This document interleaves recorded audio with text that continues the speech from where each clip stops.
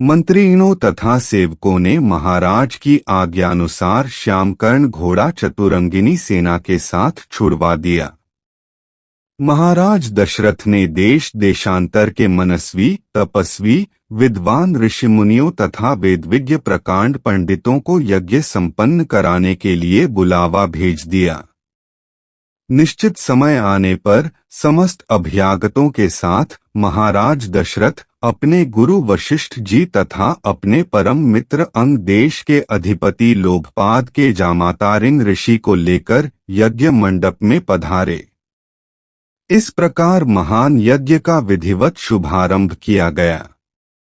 संपूर्ण वातावरण वेदों की ऋचाओं के उच्च स्वर में पाठ से गूंजने तथा समिधा की सुगंध से महकने लगा।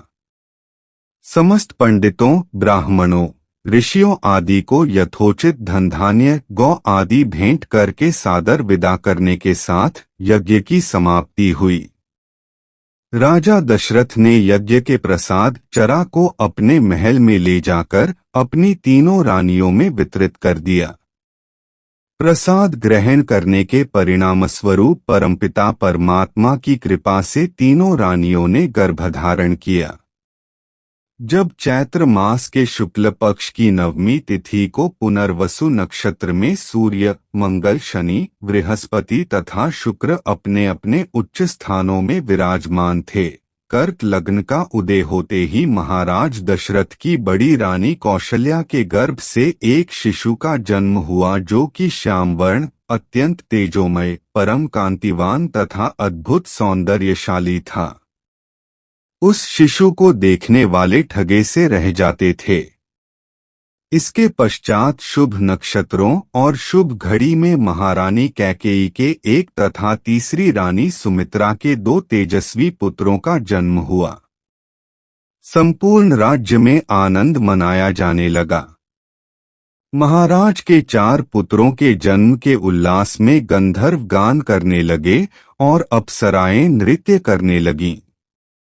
देवता अपने विमानों में बैठकर पुष्प वर्षा करने लगे। महाराज ने उन्मुक्त हस्त से राजद्वार पर आए हुए भाट, चारण तथा आशीर्वाद देने वाले ब्राह्मणों और याचकों को दान दक्षिणा दी। पुरस्कार में प्रजाजनों को धन धान्य तथा दरबारियों को रत्न, आभूषण तथा उपाधियां प्रदान किया गया। चारों पुत्रों का नामकरण संस्कार महर्षि वशिष्ठ के द्वारा कराया गया तथा उनके नाम रामचंद्र, भरत, लक्ष्मण और शत्रुघ्न रखे गए। आयु बढ़ने के साथ ही साथ रामचंद्र गुणों में भी अपने भाइयों से आगे बढ़ने तथा प्रजा में अत्यंत लोकप्रिय होने लगे। उनमें अत्यंत विलक्षण प्रतिभा थी, जिसके परिणामस्वरूप अल्पकाल में ही वे समस्त विषयों में पारंगत हो गए।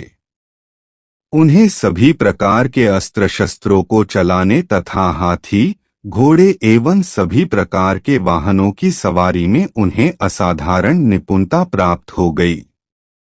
वे निरंतर माता पिता और गुरुजनों की सेवा में लगे रहते थे।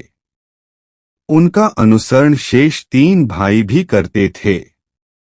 गुरुजनों के प्रति जितनी श्रद्धा भक्ति इन चारों भाइयों में थी, उतना ही उनमें परस्पर प्रेम और सौहार्द भी था। महाराज दशरथ का हृदय अपने चारों पुत्रों को देखकर गर्व और आनंद से भर उठता था।